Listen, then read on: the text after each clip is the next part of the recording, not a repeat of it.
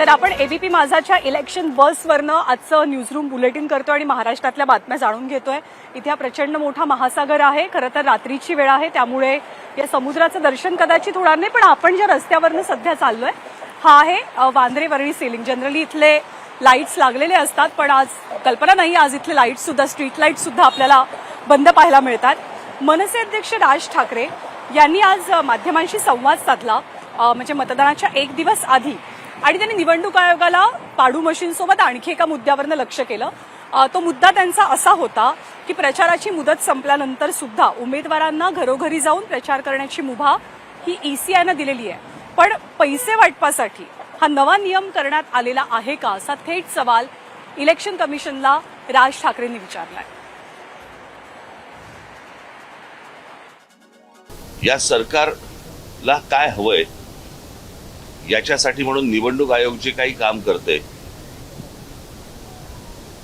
याच्यामध्ये काल त्यांनी एक नवीन नोटिफिकेशन काढलं की आज मतदानाच्या आदल्या दिवशी तुम्ही 5 वाजेपर्यंत मतदारांना भेटू शकता।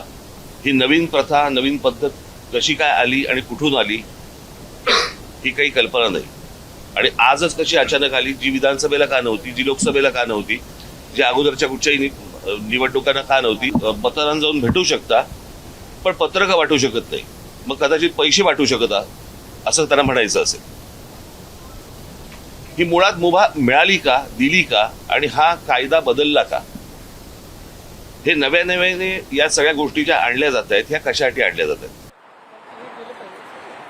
पण ठाकरे बंधूंच्या सगळ्या मुद्द्यांवरती टीका करताना राज्याच्या मुख्यमंत्र्यांनी नेमकं काय म्हटलेलं आहे ते सुद्धा आपण पाहूया। मला अतिशय आनंद आहे, आणि जर माझ्यामुळे ठाकरे एकत्रित आले असतील तर ती माझ्याकरता अतिशय गर्वाची गोष्ट आहे।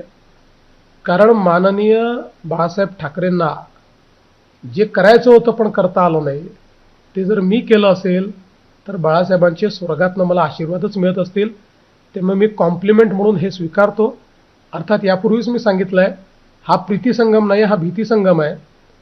दोघांकरताही त्यांच्या पक्षाच्या अस्तित्वाची लढाई आहे, आणि म्हणून ते एकत्रित आले आहेत। एबीपी माझा, उघडा डोळे बघा नीट।